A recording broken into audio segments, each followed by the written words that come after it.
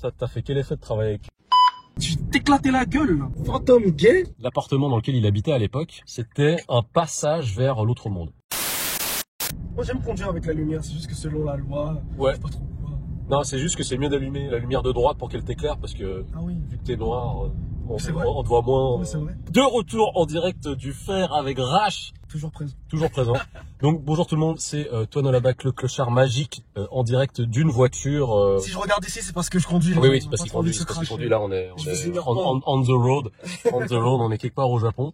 Faites comme si je regardais la caméra. Oui, oui, vous inquiétez pas. Il fait très attention, c'est un très bon conducteur, hein, je tiens vraiment à le J'ai dire. vu ça. Alors, petite présentation de Rash pour celles et ceux qui ne le connaîtraient pas. Actif dans le milieu de la J-pop et de la musique d'animé au Japon, à Tokyo. Et il a déjà travaillé avec énormément d'artistes très très connus, parmi les plus connus du Japon, et qui ont par ailleurs fait parmi les génériques d'animé les plus connus. Exactement. Mais on peut pas dire qui c'est. On ne dira jamais. Voilà, mais vous pouvez deviner, dites dans les commentaires si vous pensez qui ça peut être. Et d'ailleurs, ça t'a fait quel effet de travailler avec eux? Tu le biperas, hein. Je veux, mais bien sûr que je bip. En fait, je voulais que tu dises, ah non, mais j'ai jamais travaillé avec eux. En fait. Je les connais pas. Je les connais pas. Aujourd'hui, l'épisode, il se passe la nuit dans le noir. Et comme vous le savez, j'aime beaucoup faire ce genre de format dans le noir, entre noirs en plus. Ouais. Ça tombe C'est le bien. meilleur format. Et au cours d'une précédente conversation qu'on avait eue dans un autre épisode en live du Fer avec Rash, alors encore une fois, le titre du podcast en live du Fer, c'est clairement inspiré de celui de Rani, qui est un podcast à propos du hip-hop, hein, tout simplement. Donc il faut lui donner ses fleurs. C'est juste un petit clin d'œil. Et la dernière fois qu'on avait fait ce petit format, Rash avait parlé du fait que tu avais eu des expériences paranormales au Japon. Beaucoup. Ça m'intéresse parce que il y a une vidéo que j'ai faite il y a pas longtemps qui parle de mes différentes expériences un peu paranormales aussi au Japon avec des amis notamment. Donc restez avec nous parce que je pense que ça va être des histoires assez intéressantes et des histoires vraies. Moi, c'est des vrais. Moi, je Des pense histoires. Que vraiment. Des histoires vraies. Pas de conneries, moi. Exactement. N'oubliez pas de vous abonner, de liker, de lâcher un commentaire. Et puis, d'ores et déjà, bah non, c'est tout. Restez avec nous et on se retrouve après le générique. Let's go.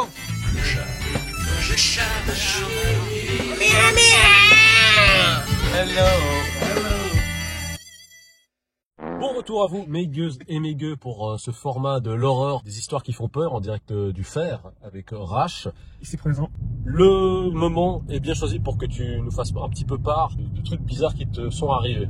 Alors vas-y, On va commencer direct dans le dur. vas-y. À la base, moi, quand je suis arrivé au Japon, j'habitais à Kichijoji, à côté, à Inokashira, juste à côté du parc. On était genre j'étais à 10 minutes à pied à peu près. Non, juste pour situer les gens, Kichijoji, ça se trouve à l'ouest de Tokyo. Pas trop loin de Shinjuku. Pas trop loin de Shinjuku, donc c'est là notamment où se passe GTO. Exactement. Justement, c'est Ako qui a trouvé l'endroit parce que j'aime GTO. Le premier truc que je vais vous raconter, ça c'est un peu soft quand même. On va pas rentrer dans le dur direct. C'était pas la première fois que ça m'est arrivé, mais je dormais tranquille. Et pour ceux qui vont dire paralysie du sommeil, cassez-vous, c'est pas pareil. Et à un moment donné, je me suis réveillé en sursaut et on m'a attrapé la jambe. Quoi?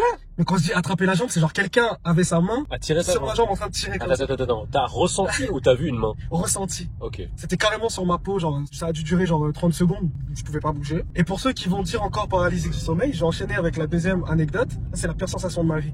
Attends, avant de terminer, l'endroit où t'habitais à ce moment-là à Inokashira, à Ouais. Kichijoji, est-ce que c'est un endroit qui était connu pour avoir un background, un passif un peu horrifique, des histoires un peu bizarres ou pas spécialement? Au début, je savais pas. Après, j'ai discuté avec la propriétaire du truc. Ouais.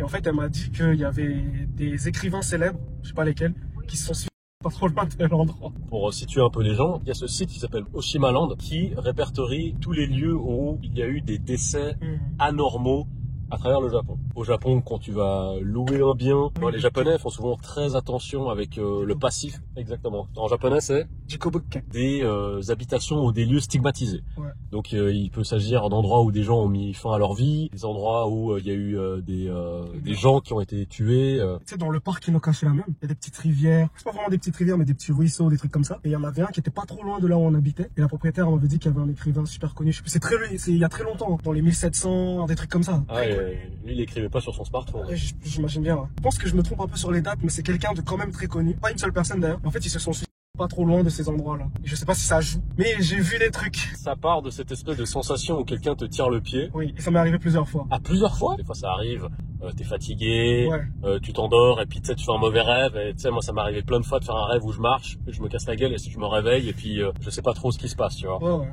Au moment où t'as fait ces rêves, il s'était passé un truc particulier dans ta journée, rien de spécial. Bon. Je me réveille juste en sursaut parce qu'on me tire la jambe. Et ça t'est arrivé combien de fois, ça? J'ai pas compté, mais ça m'est arrivé trop de fois pour compter. Et après, qu'est-ce qui se passe? Il y a une évolution? Oui, il y a une évolution. Et celui-là, tu vois, ça c'est pour faire taire les gens qui disent paralysie du sommeil. Imagine, je dormais sur mon ventre, ça m'est arrivé une seule fois. Je me réveille en sursaut encore, et il y a quelqu'un, je ressens une présence physique, littéralement, le truc me touche.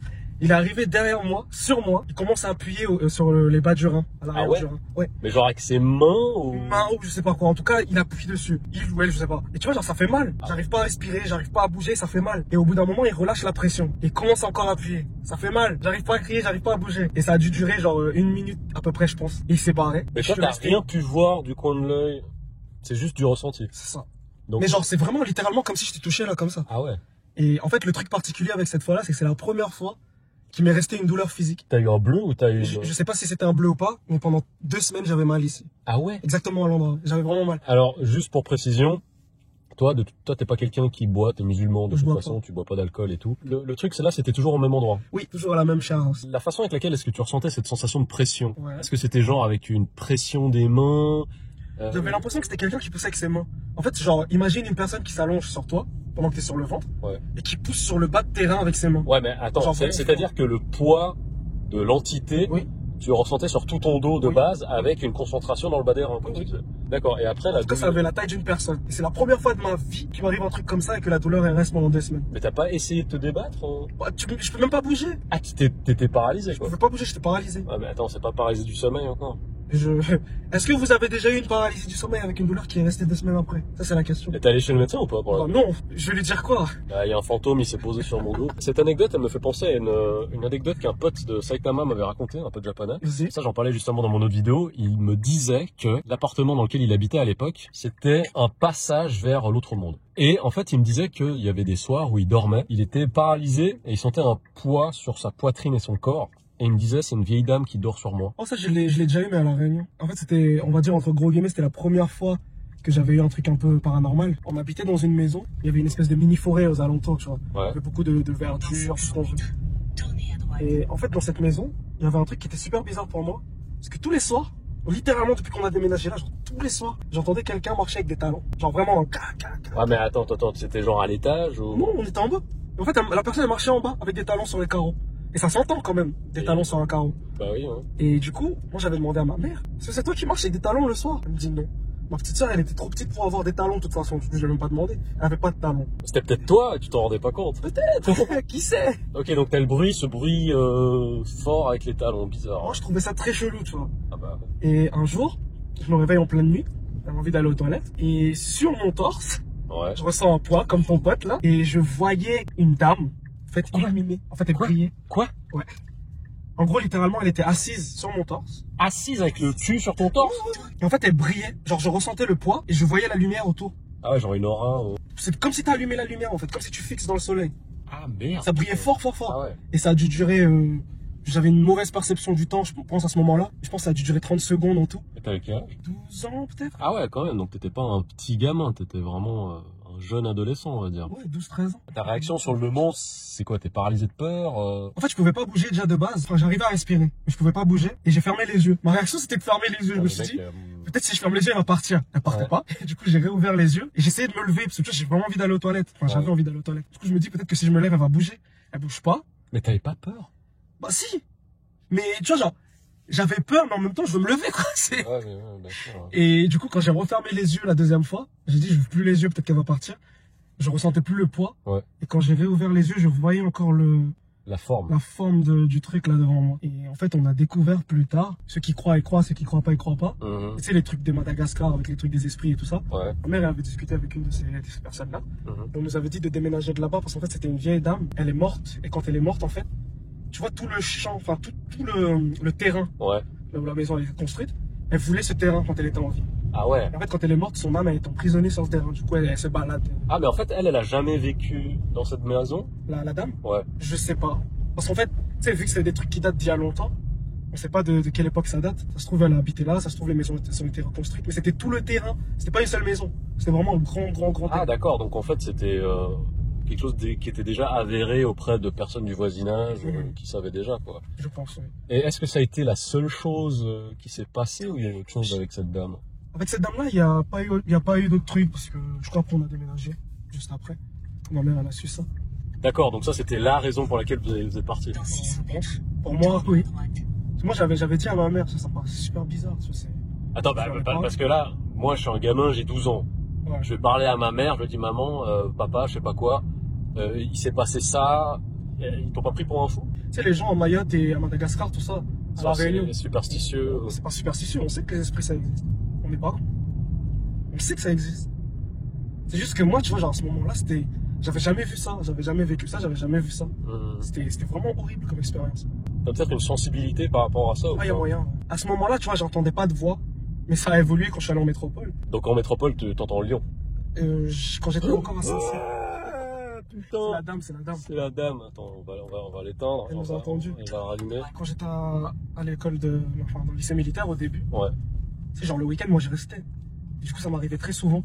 Et c'est là en fait que je me suis dit, tu sais, j'ai recherché, j'ai trouvé, les gens disaient paralysie du sommeil, machin. Ouais. Du coup, je me suis dit, je vais tester. Tu sais, ça m'arrivait tellement souvent, j'avais de quoi tester, tu vois. Ouais. Et il y avait des fois où je ressentais une présence et des fois où je ressentais rien. Dans l'internat où t'étais? Ouais. Des fois, tu vois, ça m'arrivait. Et là, je ressentais rien. Genre, j'étais juste bloqué, je pouvais pas bouger. Et du coup, là, je pense que ces fois-là, c'était de la paralysie du sommeil. Ok. Mais il y a des fois où on me tient la jambe, on me tire sur la jambe.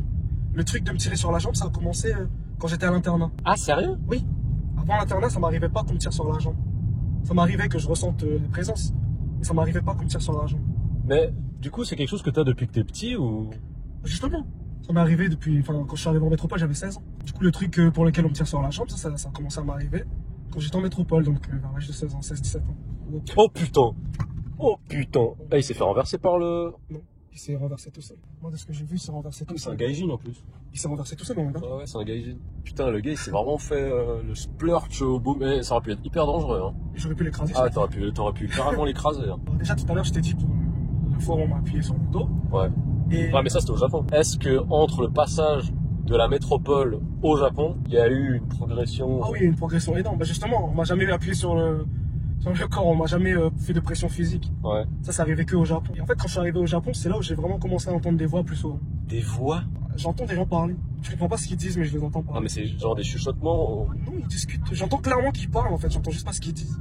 Non, mais est-ce que tu comprends pas la langue ou c'est pas audible? C'est carrément audible. J'entends qu'il y a des gens qui parlent.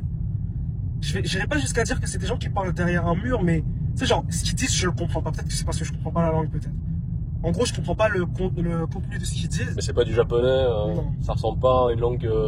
Quand on a déménagé avec Ayako et qu'on habitait là, ça m'est déjà arrivé que j'entende enfin, c'est pas des chuchotements, mais un truc qui est proche du japonais. Ça m'est arrivé. En fait, en métropole, j'entendais pas clairement. Mais dans quelles conditions? C'est genre quand t'es en train de te coucher ou c'est genre tout à coup tu te balades dans la rue? C'est quand soit je viens de me réveiller en sursaut, Ok. soit je vais commencer à dormir. Et en fait, au début, tu vois, genre, les trucs de paralysie du sommeil, ça, c'est genre des trucs quand t'arrives plus à bouger et tout. Ouais. Ça me faisait que ça, plus le fait qu'il me tire la jambe. Et après, ça a commencé à partir dans des voix. Tu sais, c'est vraiment les voix un peu démoniaques, là, l'image qu'on a. Ah ouais. Des voix un peu démoniaques. Ça, c'est ce que j'avais au début. Et après, au fur et à mesure, ça a commencé à ressembler à des vraies discussions. Et c'est toujours des gens qui parlent entre eux. Ils parlent jamais à moi. Ah, ils s'adressent pas à toi, Ils s'adressent l'impression. jamais à moi. Je suis pas fou, hein. Je suis pas schizophrène ni rien. C'est juste, genre, on dirait, tu sais, imagine, on est dans la voiture, là, en train de parler, nous deux. Ouais. Imagine, il y avait deux personnes en train de parler entre eux derrière. Et là, ça D'accord. arrête de parler, je les entends, tu vois. c'est à D'accord, peu près ça. d'accord. Moi, je trouve que c'est très intéressant ce genre d'histoire et d'anecdotes parce qu'il y a énormément de choses qu'on ignore encore et toujours à l'heure actuelle. Moi aussi. Et je pense qu'on a tous des sensibilités qui sont extrêmement différentes par rapport à certaines choses. Mais j'ai un ami japonais. À ce moment-là, on avait rendez-vous dans un quartier de Tokyo assez vieux, enfin, en tout cas avec de l'histoire pour aller boire un verre. C'est où? Tu vois. J'ai pas envie de dire où c'était. Tu peux me le dire et couper? C'était vers Shinjuku. Ok. Moi, je débarque, je suis dans le bar d'un pote et tout se passe bien. J'attends des nouvelles de cet ami qui doit venir. C'est vraiment au tout dernier moment, je savais pas s'il pouvait venir en fait. Et au tout dernier moment, il débarque et je dis ah bah trop bien, je suis content que t'aies pu venir, etc. Comment ça se fait que t'aies pas pu me dire plus tôt, t'aies pas pu me confirmer plus tôt si tu pouvais venir ou pas? Et il m'a dit parce que je savais pas si j'allais supporter d'être dans ce quartier. Et moi, je dis mais comment ça? Et il me dit qu'en fait, il y a des endroits à Tokyo, comme par exemple à Meiji-Jingu, Ouais. il ne peut pas y aller. Parce qu'il me dit qu'il ressent les esprits. Il utilisait le terme de power place en anglais. Il me dit ça, ce sont des power places, c'est des endroits où il y a justement des esprits, où il y a des choses qui se sont passées, etc. Et qu'il est hyper sensible par rapport à ça. Et que il peut pas y aller parce qu'il se sent un petit peu dépassé. Et en fait, c'est pour ça qu'il a pas pu me dire jusqu'au tout dernier moment s'il était capable de venir avant d'être véritablement dans le quartier. Et se dire ah je peux ou je peux pas. Est-ce que toi tu as aussi ce genre de sensibilité par rapport à des lieux J'avoue, sans rigoler, que je me sentais pas super bien à Inokashira le soir. Même quand il y avait des gens et tout, je me sentais pas super bien. J'ai toujours un espèce de malaise, pas vraiment un malaise, mais l'endroit j'étais pas serein. Est-ce qu'il y a un historique, un passif, t'as fait des recherches Non, même pas. En fait, tu vois, genre, je marchais parce que le parc il est vraiment énorme, tu vois. Et justement, je parlais du ruisseau là. Et des fois, quand je passais à côté du ruisseau, je détestais aller faire mes courses le soir.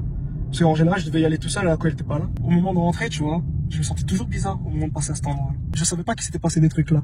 C'était avant de demander à la propriétaire. Et après, Inokashira t'emménage ailleurs. Ici, directement ici dans le Kanagawa, on va dire. J'ai jamais habité ailleurs. Il y a un truc assez particulier au niveau de l'emplacement. Qu'est-ce que c'est? C'est genre, avant de déménager, ça on savait avant de déménager. C'est qu'en fait, à Kanagawa, ou plutôt genre dans la zone où on habite, c'est très fréquent que les propriétaires, ils aient le cimetière familial à côté de leur maison. En fait, le propriétaire, t'as vu, il habite juste en bas de chez nous.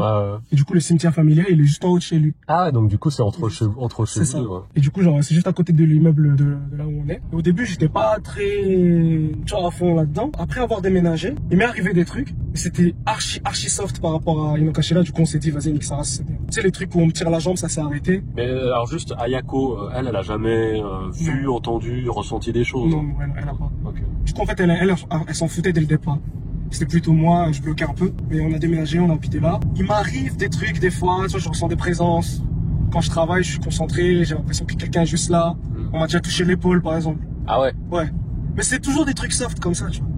C'est jamais allé plus loin. On a arrêté de me tirer la jambe, par exemple. Le pire qui m'est arrivé dans cette maison, c'était... Et là, Ayako, elle était là. Ah ouais? Elle peut confirmer.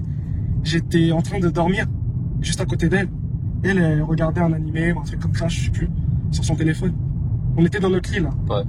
Et au bout d'un moment, je commence à me débattre. Et je poussais des cris un peu bizarres, tu vois. Genre, j'étais vraiment pas bien. C'est justement ce genre de truc, là, où on me tient carrément une partie du corps et tout. Okay. Ça m'est arrivé à ce moment-là. Et je pouvais vraiment rien faire. Je me débattais. Elle a commencé à me caresser la tête et c'est parti au bout d'une minute. En fait, elle savait pas quoi faire non plus, tu vois. Je lui en parle, mais elle a jamais vu devant elle. Et là, ça m'est arrivé juste à côté. Ah ouais, donc t'as une espèce de crise ou... Ouais, on peut appeler ça comme ça. Mais là, j'étais en plein sommeil. Tu sais, genre, les gens, ils disent quand t'as une paralysie du sommeil, tu te réveilles trop brusquement et tu vois des trucs. Là, je voyais pas de trucs. Je voyais rien du tout. Tu sais, tu parlais de présence avant. Est-ce que t'as déjà vu des trucs? Vu, oui, une fois. Ah ouais? À Inokashira. D'accord. Là, j'ai carrément vu quelqu'un. C'était... Mais tu l'as vu où? J'étais en train de dormir. Encore? Putain, mais toi, t'as un truc avec le sommeil. Toujours. C'est pas possible. Je te promets. En fait, j'en avais marre parce que, tu sais, au Japon, les murs, ils sont fins. Du coup, si tu parles ou si tu cries, on t'entend. Surtout dans cette chaos, les murs, c'était du contreplaqué, quoi. C'était, genre, si je parle à 3h du matin, la personne d'à côté, elle m'entend, elle entend toute ma discussion. En plus, je dormais sur des tatamis. Je dormais sur un futon et c'était vraiment tout en bas, quoi. Je dors et je me suis réveillé. Tu sais, ça t'est déjà arrivé de te réveiller, de voir un truc, de te rendormir et d'être en panique avant de t'être réveillé? Ouais. Parce qu'il m'est arrivé exactement ça. Et cette fois-là, il y avait quelqu'un. Je me rappelle plus exactement le visage, mais tu sais, il avait un visage fin, il avait des cheveux un peu longs, et il avait une espèce de lueur, pas aussi forte que la vieille dame. Vraiment une lueur très très faible. C'était un japonais? Je sais pas. Ça par contre, je pourrais pas dire. Parce que tu vois, il avait cette espèce de lueur un peu bizarre, tu vois. Et t'es pas allé regarder sur Oshimaland? Non. Il faudrait que j'aille regarder. Alors en fait, il faudrait que tu regardes. Ce qu'il faut faire, c'est qu'en fait, sur Oshimaland, c'est un site. Il y a deux versions. Il y a une version internationale et une version japonaise. Donc évidemment, il faut que tu prennes la version japonaise. Ouais. Tu vas juste sur la map à l'endroit où il y avait où t'habitais.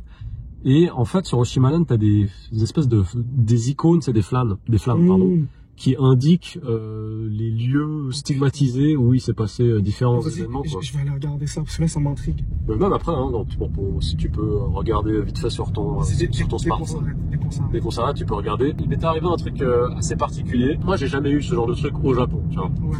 Et j'ai beaucoup d'amis qui m'ont dit que par exemple, j'avais un copain, il habitait à Saitama à l'époque. Il habitait vraiment dans les tréfonds de Saitama. Hein, vraiment, ah ouais, mais c'est là où il y avait vraiment les types de Ken. Ouais, justement. Alors lui, je sais pas si c'était ce genre d'habitation, Mais sa petite amie, c'était une fille de Tokyo, elle était de Hatagaya. Et elle est allée dormir chez lui dans les tréfonds de Saitama. Depuis le lit, c'était donc un lit en matelas, même le sol un peu en mode futon. Et il y avait c'était pas des fenêtres, mais t'avais le mur. Et t'avais juste des espèces de lucarnes, genre 3 ou 4. Tu les ouvres juste pour aérer un petit peu. Ouais, je vois. Là, mais c'est genre des petits rectangles Truc, juste pour laisser passer la lumière du jour et rien d'autre. Ils étaient ensemble dans le lit et tout. Puis à un moment, elle sursaute et tout. Et puis mon pote, il est là, putain, mais qu'est-ce qui se passe? J'ai vu un esprit qui nous regardait. Oh putain, ça commence bien ça. Et puis lui, il fait, mais tu parles de quoi et tout. Puis elle m'a dit, ouais, mais ici, c'est pas possible. Ça doit être hanté, en fait. Je crois que tous mes amis japonais, ils croient tous aux esprits, hein. Je pense, oui. Ouais. En fait, c'est justement, les gens comprennent mal le mot kami. Parce que kami, en fait, ça veut pas forcément dire Dieu, c'est plus divinité, en fait, c'est des esprits. C'est Kami-sama, tu vois, c'est le Kami-sama, c'est Dieu, le mais Dieu. Kami qui est donc esprit même au sens large. Ouais. En fait, à chaque fois qu'on dit kami, en japonais, il faudrait remplacer le mot par divinité. C'est plus proche, en fait. Ouais, mais dans ce cas-là, Pas vraiment divinité, mais ils sont animistes, comme la plupart des peuples africains de l'époque. Ils croient qu'il y a un esprit dans tout. Ils croient qu'il y a un esprit dans la mer, c'est ça qu'ils appellent kami. C'est pas genre le dieu qui t'a créé, tu vois. C'est pas ça qu'ils désignent comme kami. Le fait d'avoir des apparitions ou entendre des voix fantomatiques ou ce genre de choses, est-ce que ça relève de la même chose dans ce cas? Pour moi, je trouve que c'est la même chose. Parce que, tu sais, pour eux, quand tu meurs, tu deviens un kami, donc... Ah ouais? Oui. Quand tu meurs, tu deviens un esprit, quoi. Un esprit qui peut guider. Ils font le culte des ancêtres ici. Enfin, ils faisaient, en tout cas. Mais là, dans toutes les histoires dont tu as parlé, surtout celle au Japon, hein, est-ce que tu as ressenti quelque chose de malveillant? Oui. Et même en France. Hein. Et en fait, ce que j'ai trouvé archi bizarre, c'est qu'au début, quand j'habitais dans cette maison, ça c'est peut-être moi qui suis juste un peu parano, mais quand j'ai commencé à habiter dans cette maison, il m'arrivait rien. C'est au moment où j'ai dit à tout le monde que j'étais au Japon. Enfin, j'ai dit. Attends, mais tu parles de quelle maison là? Ah, Inokashira. Ok. En fait, au début, quand je venais d'arriver, moi, quand je suis parti en France, je suis parti dans certaines circonstances, j'ai pas dit à tout le monde. Donc, il y avait des gens qui savaient pas que j'étais ici, même des gens dans ma famille. Ah ouais? Il y en a qui savaient pas que j'étais ici. Et en fait, quand ça s'est su, c'est là où j'ai commencé, quand j'étais à Inokashira, à voir tous ces trucs. Ah bon, et tu penses que c'est quoi le rapport de cause à effet par rapport à ça? Sûrement des gens qui m'ont ciblé. C'est possible qu'il y ait des gens qui m'ont ciblé. Attends, tu veux dire par un sort, un truc? Ouais, des trucs comme ça. En fait, c'est possible que je sois parano, mais c'est possible que le fait qu'ils savaient pas où j'étais, ils n'arrivaient pas trop à cibler. Une fois qu'ils ont su, c'était plus facile de... Mais pourquoi est-ce que ces gens, ils voudraient te faire ça? Qu'est-ce que j'en sais, moi? Tu sais, la sorcellerie, tu crois les marabouts, enfin les gens qui parlent de marabouts sur internet et tout ça, tu crois qu'ils disent ça pour rigoler? Non, moi, je prends pas ça à la rigolade, mais quel est le motif? Qu'est-ce que j'en sais? Moi, tu sais, je suis arrivé dans un monde qui existait déjà, je vais partir, il sera toujours là. Oui, parce que ce que je veux dire, est-ce que t'as des ennemis ou t'as des gens? Moi, personnellement, non. Mais peut-être, je sais pas, genre, des gens qui sont jaloux, des gens qui... Qu'est-ce que j'en sais? Mais j'ai juste trouvé ça bizarre que quand je suis arrivé au Japon, il m'arrivait rien. Et le jour où ça s'est su quand même relativement vite. Parce que genre, j'ai dû passer 3 mois sans aucun problème. Dès que ça s'est su, ça a commencé. Mais ce genre de choses, ça t'arrive à quelle fréquence? Quand j'étais à Inokashira, c'était très souvent. 1 ou 2 fois par semaine, plus. Quoi? Ah oui. Mais comment tu fais pour... Au bout d'un moment, tu te dis, c'est bon, c'est la routine. Mais c'est horrible. Ça commence à me faire chier, j'en parlais souvent à Ayako. Et je lui ai demandé de rester dormir beaucoup, tu vois. Parce que quand elle était là, il m'arrivait rien. Et du coup, je lui ai demandé de dormir beaucoup et au bout d'un moment, ça a causé des problèmes avec sa famille. Ça m'arrivait minimum 1 fois par semaine. Est-ce que ça t'est déjà arrivé dans un état conscient? En général, je suis conscient. J'essaie de pousser pour que ça, mais j'y arrive pas. Et quand il me lâche, je suis réveillé complètement. Genre, dès qu'il a lâché, c'est pas je me rendors et je me réveille. C'est dès qu'il a lâché, je suis réveillé et je respire comme ça. Est-ce que t'as déjà parlé de ce genre de choses avec d'autres Japonais que ta femme, hein? Ouais, mais en général, ils aiment pas ce genre d'histoire. Du coup, elle me dit de pas en parler. Mais j'en ai déjà parlé, oui. Et il y a des gens qui comprennent, il y a des gens qui m'ont dit... Enfin, je suis pas la seule personne à qui ça arrive. Il y en a pas 10 000 non plus, il y en a pas 1 million non plus. J'ai déjà parlé à des gens, 1 ou 2 personnes à qui ça arrive aussi. Des Japonais. Je suis pas la seule personne dans le monde à qui ça arrive. Mais récemment, ça m'arrive plus du tout. Ah ouais? Ouais. Depuis qu'on a déménagé avec, quand je t'ai dit, l'épisode où j'ai fait l'espèce de petite crise là, la fois où on m'a touché l'épaule. Après, il y avait quoi? Il y avait 1 ou 2 fois où j'ai entendu des groupes de personnes parler. C'était, tu sais, au moment de m'acclimater au nouveau rythme. Je faisais des siestes l'après-midi. L'après-midi, en général, la elle est pas là. Et 3 fois à peu près. Je dormais comme ça, sur le lit, il devait être 15 h. Et j'entends un groupe de personnes debout derrière. Il devait être minimum 3. Je sentais au moins minimum 3 présences. Ils discutaient entre eux. Je ne comprends pas ce qu'ils disent, mais ils discutent entre eux. Mais franchement, il faut que tu fasses des recherches. Bon, après, par rapport à l'endroit où vous habitez maintenant, vu qu'il y a un cimetière à côté, Après, ça veut pas forcément dire que c'est un lieu stigmatisé à cause de ça, c'est pas ça. Il m'est arrivé le moins de trucs. On a demandé si c'était un lieu stigmatisé au moment de prendre l'appartement. Mais ça, obligé de te dire. Ouais, ils sont obligés de te dire. Et du coup, ils nous ont dit que non, il n'y en avait pas. Et dans les documents, c'est ressorti, il n'y avait rien. Je me rappelle que le moment où on avait emménagé avec ma femme dans le Kanagawa, vieil immeuble des années 80. Ça te donnait l'impression d'un truc stigmatisé? Non, mais en fait, moi, j'ai toujours eu cette curiosité avant d'emménager quelque part ici. Je regarde tout le jour, tu vois. Ouais. Et même, tu sais, j'ai un cousin ici qui travaille dans l'immobilier. Je cherchais un appartement. Ouais. Et il m'a donné des coups de main par 2 fois. Et lui, c'était l'un des premiers trucs qu'il checkait. Si c'était un truc stigmatisé. Exactement. Ouais. Mais ça, c'est la première question qu'on a posée parce que l'appartement, il était trop bien. Genre, Ah, tu dis, il y a une anguille sur moi, ça. Et en fait, le seul problème, c'est le cimetière qui est pas trop loin. Mais c'est un tout petit cimetière et il y a que les membres de la famille du propriétaire dedans. Et moi, je pensais que c'était un truc genre bizarre, tu vois. Et je suis allé checker aux alentours. Et il y a plein d'immeubles comme ça. Où t'as des cimetières juste à côté de l'immeuble. C'est des tout petits, genre les propriétaires. La famille, ils sont... Parce que pour petite précision, il arrive très souvent que ces propriétés stigmatisées, le loyer il est beaucoup moins cher, facilement 40 voire 50% du prix du marché habituel, et voire même plus. Et il y a même peut-être certains endroits dans lesquels il y a des restes. Alors, je sais que normalement les équipes de nettoyage elles font très bien leur travail si elles retrouvent un cadavre ou quelque chose comme ça. Mais tu sais, moi j'avais un colocataire japonais quand j'habitais en Angleterre. Et je sais plus, on parlait du fait que machin, où est-ce que je vais loger, mais les logements dans tel quartier c'est trop cher. Et il m'a dit mais il faudrait que tu recherches un logement dans une habitation stigmatisée. Et c'est la première fois que on entendait parler, tu vois, à l'époque. Et je lui dis mais comment ça? Et il me parle, il me donne la définition, il me dit ce que c'est. Et c'est lui qui me montre Oshimaland à l'époque. Donc c'était il y a une dizaine d'années. D'accord. Donc il me montre. Et il me disait, en se marrant, enfin tu vois, en se marrant façon de dire. Mais il m'a dit genre, tu vois, des fois, il y a des cas où ils retrouvent le corps d'une personne en décomposition sur le tatami, et le jus de mort, enfin tu vois, il disait ce terme, le jus de mort, il est incrusté dans le sol. Et il m'a dit, ce que tu fais, tu mets ton meuble télé dessus, et puis tu te dis, c'est quand même méga glauque, quoi. Par contre, il faut qu'on regarde Oshimaland ensemble. Hein. On va le regarder, non mais c'est archi rapide, on va traîner un peu ici. Ah ouais. J'ai pris la voiture jusqu'à 21h15, donc... Nickel. En fait, en discutant avec certains japonais, tu sais, il y a toujours des gens qui croient pas. Alors eux, ils s'en battent les couilles, ils pourraient habiter dans ces trucs-là. Alors, moi, franchement, je crois que 100% des personnes japonaises, amies, etc. que je connais, 100%, ils y croient. Moi, j'ai rencontré des gens qui ne croient pas du tout. D'accord. En fait, ces gens-là, tu vois, quand tu discutes avec eux, j'ai déjà posé la question, est-ce que tu pourrais habiter dans un logement comme ça? Ils disent oui, je m'en bats les couilles. Ça coûte pas cher, c'est pratique. Il y a des gens qui mettent la practicalité au-dessus de tout. C'est horrible. Bon, après, tu vois, je pense aussi que s'il y a des personnes qui sont très, on va dire, rationnelles et cartésiennes par rapport à ce genre de choses. Non, mais tu vois, parce qu'en fait, je pense que si tu es cartésien et rationnel par rapport à certaines choses, ça crée de facto une barrière.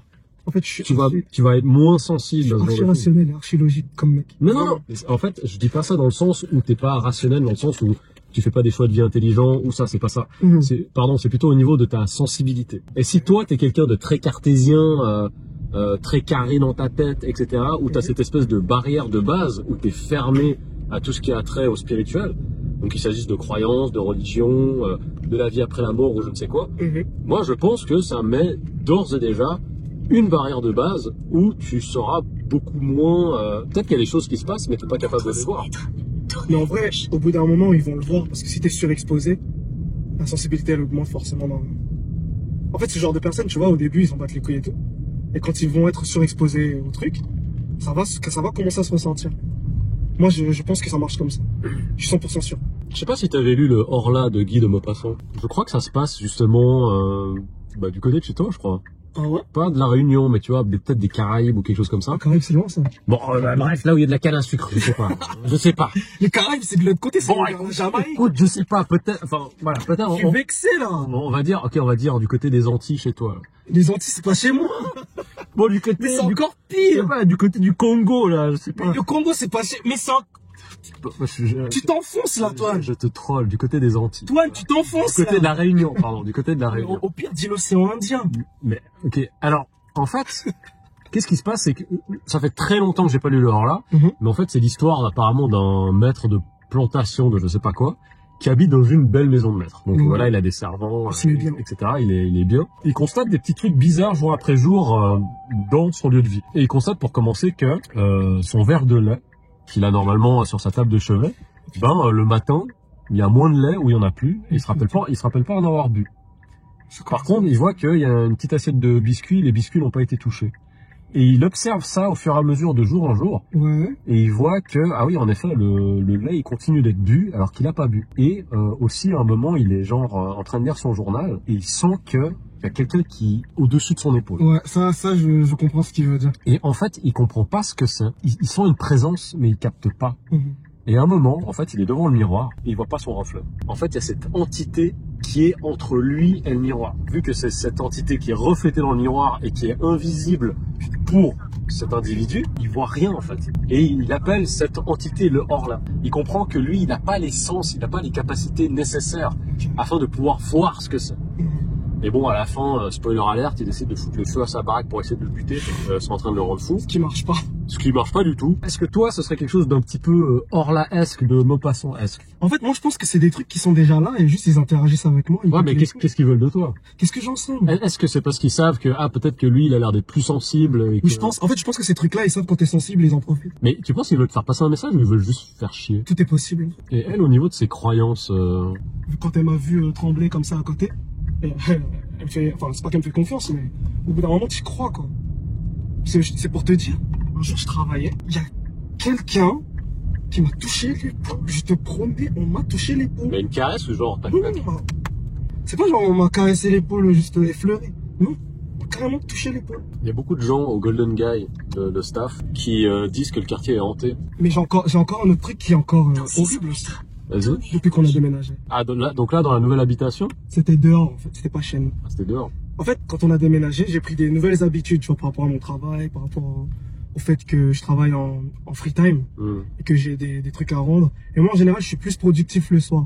Tu sais, je suis quelqu'un qui... Mon cerveau, il tourne le soir, tu vois. Vu que j'ai eu de nouvelles habitudes et que j'étais pas obligé d'aller travailler le matin, j'étais plus obligé d'aller travailler le matin. En fait, pour faire ma pause et pour m'aérer le cerveau, j'allais faire des courses à Donkey 1 ou 2 fois par semaine, le soir. Ah, le méga, là? Le méga Donkey, là. Ouais. Il est pas loin de chez moi, c'est 10 minutes en vélo, à peu près. Ça me fait une petite balade, je m'aère le soir.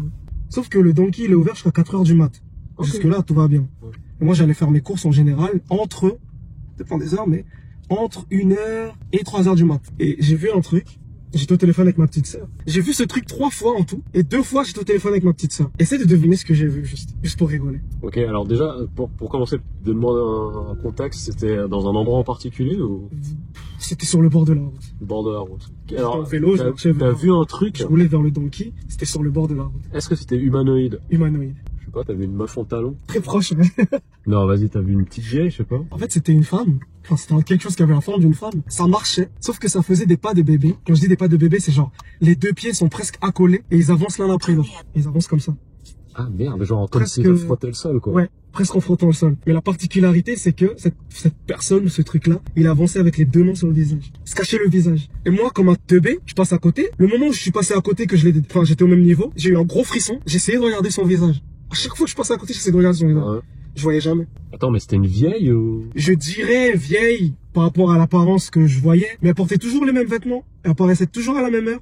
Elle marchait toujours sur la même rue. Et y a pas un bruit qu'elle faisait, elle disait rien? Aucun bruit, elle disait rien. Je l'ai vue 3 fois. 2 fois, j'étais au téléphone avec ma sœur. Et imagine-toi, il y a que moi et cette personne-là à ce moment-là. Sur toute la rue, quoi. Ouais. Tournez à Il y a gauche. pas de voiture, il y a rien à chaque fois. Tournez à droite. Mais genre, cette dame, elle avait genre des vieux habits, des guenilles ou... Même pas des habits normaux. Du coup, récemment, j'en ai parlé à ma mère. Elle m'a dit, arrête de sortir à cette heure-là. Quand tu rentres à la maison, balance du sel partout. Et elle m'a dit, ce truc, c'est pas humain. Ça peut pas être humain. À cette heure-là, faire ce truc-là, marcher comme ça avec les 2 mains sur le visage, ça peut pas être humain. Elle m'a dit, si jamais t'as le malheur de le revoir, essaie pas de regarder son visage, ça va te suivre. J'avais cette collègue de travail. Sa mère était partie à Hiroshima avec une amie à elle. Donc c'est un peu les 2 mamans, elles partent en voyage ensemble. Et un soir, elles étaient dans un ryokan. Puis bon, Hiroshima, comme on le sait, toute l'histoire, bombe atomique, le nombre de personnes qui sont mortes dans des conditions affreuses et tout et tout. Un soir, il y a la maman de ma collègue qui voit son amie qui a l'air subjuguée, qui regarde dans une direction et qui bouge pas. La mère arrive et puis elle fait mais machin,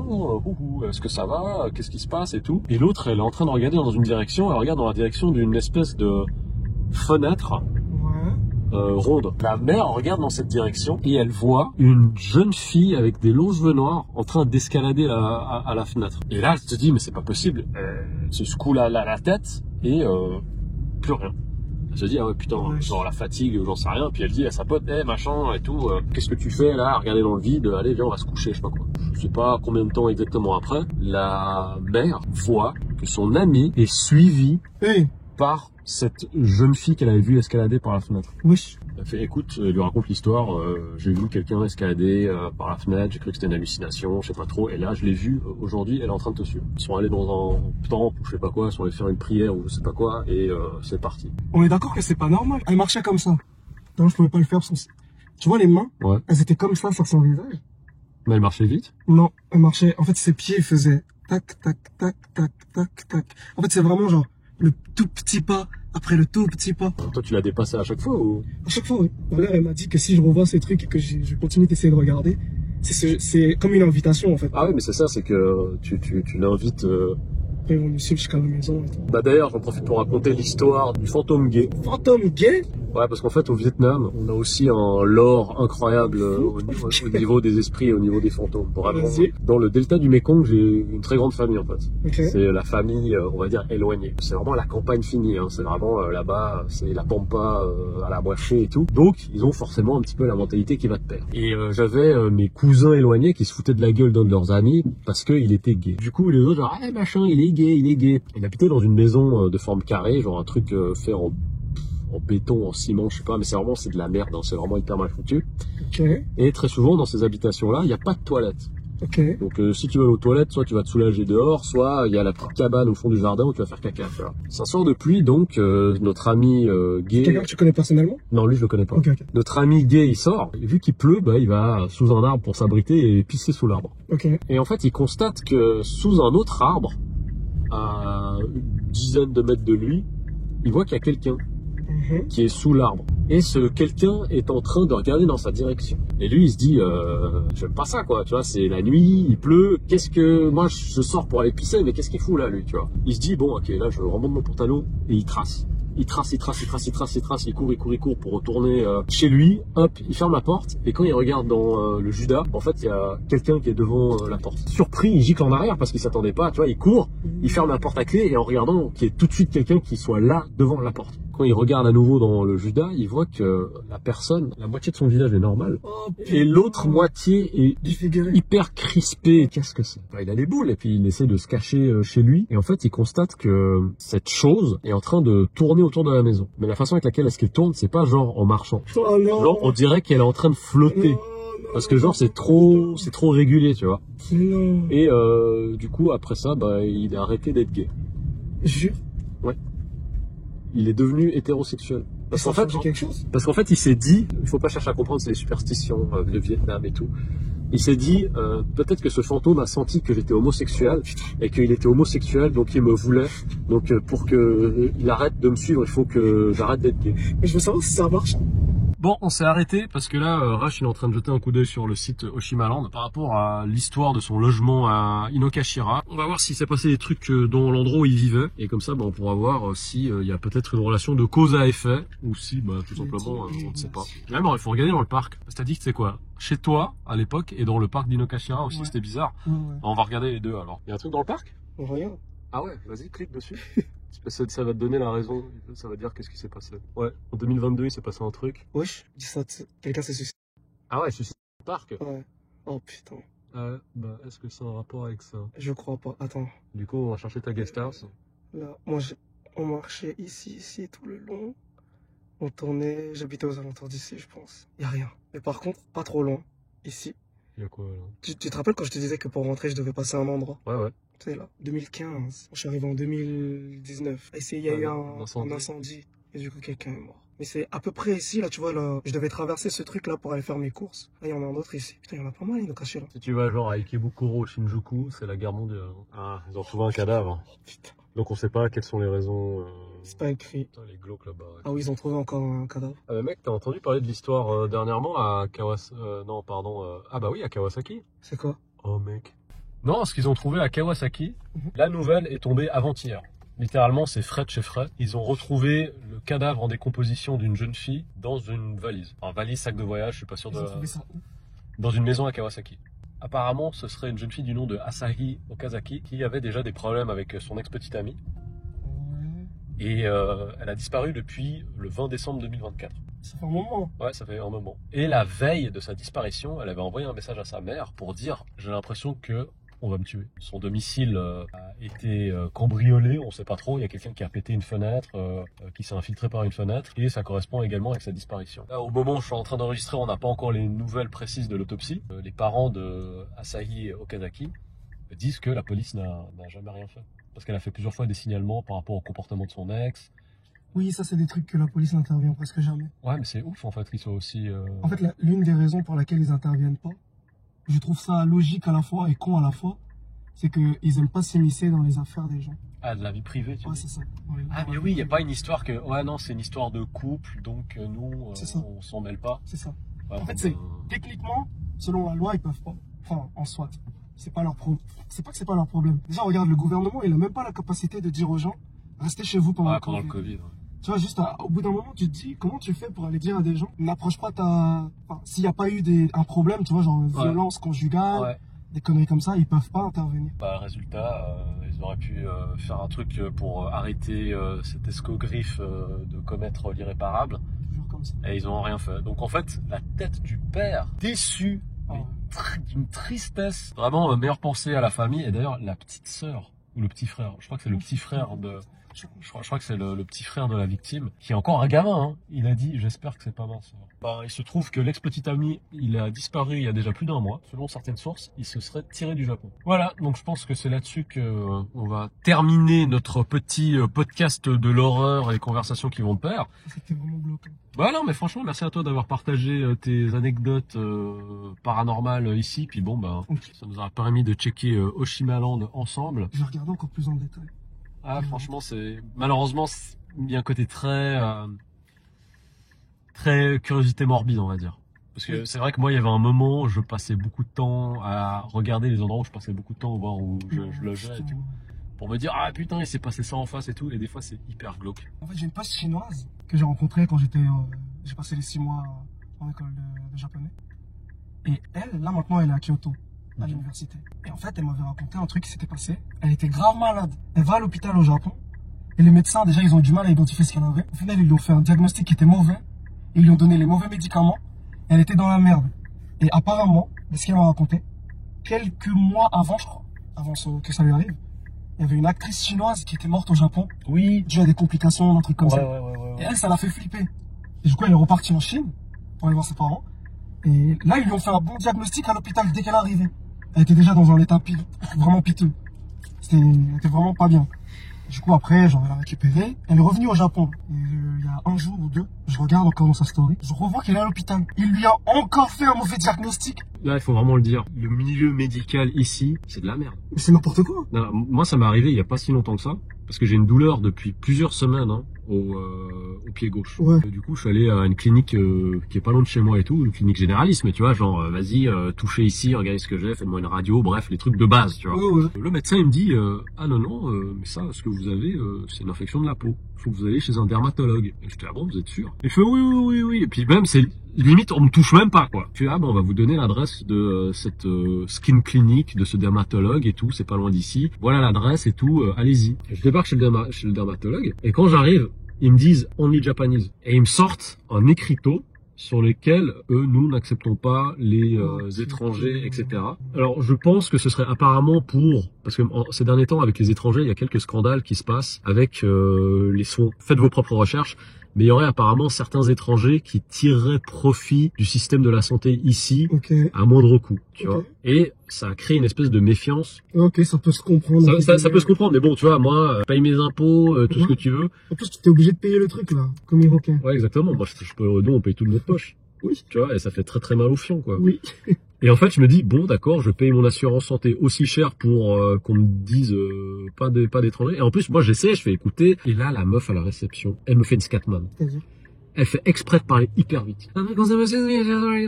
Genre, de sorte à ce que je ne puisse pas comprendre.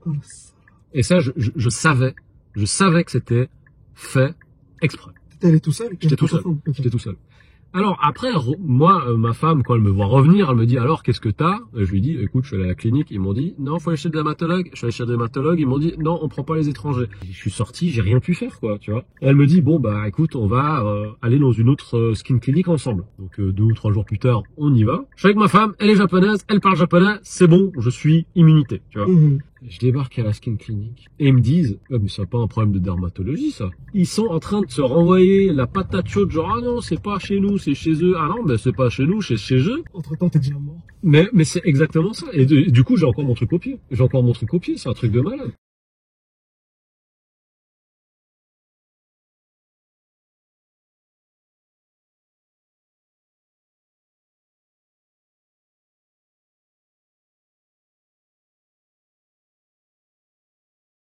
Et vraiment ils sont nuls. Ça va t'apprendre. Non, ils sont vraiment tu sais ce nuls. qu'il faut faire. Enfin, voilà, c'était la petite parenthèse. Moi, je sais pas, moi j'ai mes standards et mes habitudes par rapport au traitement en Suisse. C'est incomparable. Mais c'est aussi un problème dû au fait qu'ils connaissent pas beaucoup de cas externes au Japon. En fait, tous, entre gros guillemets, mais ils savent gérer des Japonais. Moi, quand je suis parti de La Réunion et que je suis arrivé en France, en métropole, je débarque, je sors d'un endroit où j'ai le soleil toute l'année.